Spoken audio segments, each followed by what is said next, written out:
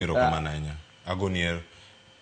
Agoni erokamano ahinya. Wacho kanyo nyaka romo gi jwang' ni magi duto kotimore kik igochi ahinya ka intiere kar kanyo. Kendo koro wadhi adhiya nyime mondo wawinj ane chal mar wach matimore e kaunti ma Kisumu.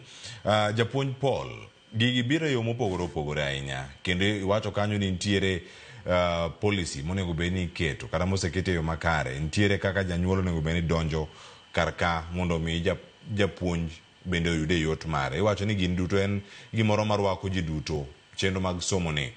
Koro japuonj Paul, gima da penji kar ka ni ka gini dwaro heavy parental input e weche gi mag somo nyaka sani e tam mokwongo ma orumo ni diwache ni kar jonyuol ka yot mane mantiere kata pek mane ma iyudo kar ka e chenro ma CBC ni.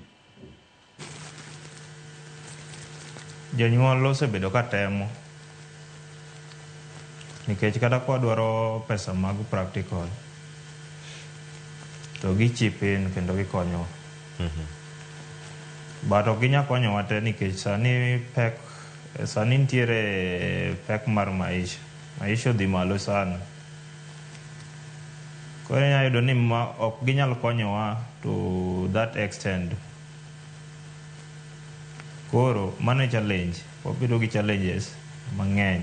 Koro janyuol be nigi challenges ge. Ok wanyal miye pressure ni nyathino nego tim practical, idwaro pesa machal kama. But jonyuol osebedo ka konyowa. Erokamano ahinya. Aduoga mana kama intiere kar kanyo. Ka jonyuol osebedo kanyo ka konyo. Mokwongo nitie jonyuol ma nyaka sani ka giwuok e gwengewa kata gwenge mamoko. Janyuol mokwongo mok nyal somo kata mok nyal ndiko.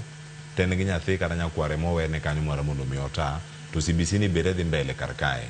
Iyude yo machal nade. Bende isebedo gi achiedh nade machalo kamagi e skul, Paul? Nitiere challenges. Nitiere nyithindo ma ok ginyal chulo anything.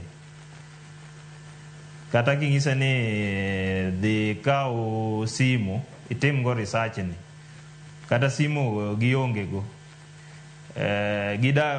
Moko dak gi degi.